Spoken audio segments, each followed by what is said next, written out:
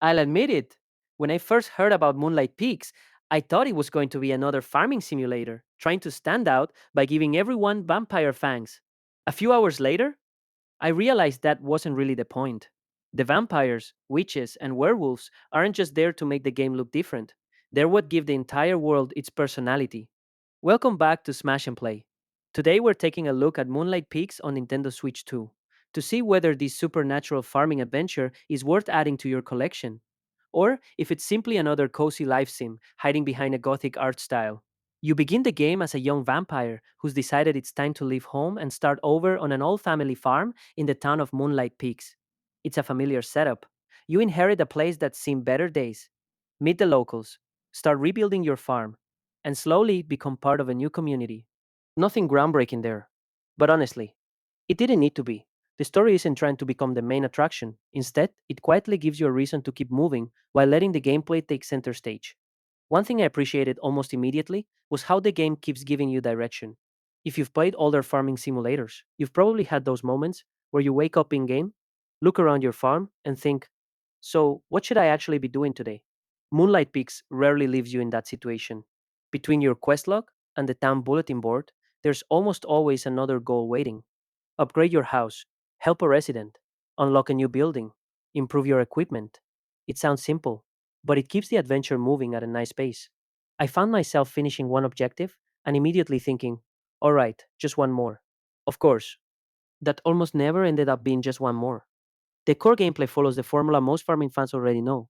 You'll plant crops, harvest them, fish, raise animals, gather resources, craft equipment, build friendships, eventually even find romance if that's something you're interested in. None of those mechanics reinvent the genre. But what surprised me was how naturally the Gothic setting changes the atmosphere.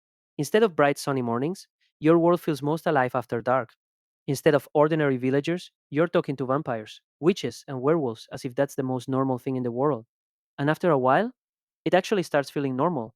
That's one of the game's biggest achievements. It commits completely to its identity. Nothing feels out of place. Even the farming itself embraces the supernatural theme, making the entire experience feel more cohesive instead of simply placing spooky decorations on top of a traditional farming simulator. I also liked how relaxed the overall pacing feels. Some days, I'd spend nearly all my time taking care of the farm. Other days, I'd barely touch my crops. Instead, I'd wander around town talking to characters, completing smaller requests, or getting distracted by some completely different activity. And surprisingly, the game never punished me for playing that way. It lets you settle into your own routine. That's something farming simulators have always done well. Moonlight Peaks understands that. The relationship system is another enjoyable part of the experience. As you spend time with different residents, give gifts, and complete requests, friendships gradually grow into stronger connections. Not every character became memorable for me, but there were definitely a few that I look forward to visiting because I genuinely wanted to hear what strange conversation they'd have next.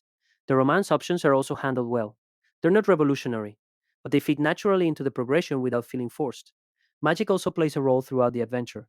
It's not constantly transforming every gameplay system, but it adds enough variety to remind you this isn't simply another farming game with darker colors. It reinforces the identity without overcomplicating the mechanics. Outside the main farming loop, there's more to discover than I expected. You can collect little creatures called Bamsters, play a collectible card game, or even help Death recover lost souls while he's taking a vacation. Honestly, that's probably one of the most entertaining side quests I've heard in a farming simulator. Those activities aren't essential, but they help break up the routine and make the world feel larger than just your farm. Visually, I think the developers did an excellent job creating a recognizable style. Purples, soft blues, deep shadows, lilac lighting. Everything works together to create an atmosphere that's cozy without losing its gothic personality. Character portraits also deserve some praise. Their expressions add a surprising amount of life to conversations that otherwise could have felt fairly ordinary. One thing I did notice though, the seasons don't always transform the world as much as I hoped. Summer and autumn often look fairly similar, and stronger seasonal differences would have made the passage of time feel more meaningful. Controls are generally solid. Moving around feels responsive. Farming is comfortable. Menus are easy enough to navigate. But after several hours, I started noticing little things that would have made daily life much smoother. Quickly cycling between tools with the shoulder buttons would have saved a lot of menu navigation. Using the D-pad while laying pass would have made decorating easier. And I honestly expected Nintendo Switch 2 mouse support to be included. None of these are major problems. They're simply the kind of quality of life improvements that become more noticeable the longer you play. Performance is probably where Moonlight Peaks loses the most points for me. On paper, The Nintendo Switch 2 version sounds fantastic. Higher resolution, up to 120 frames per second. It sounds like the definitive version.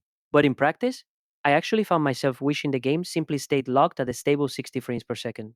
Opening menus, checking the map, harvesting crops, those moments occasionally introduce small stutters that interrupted an otherwise relaxing experience.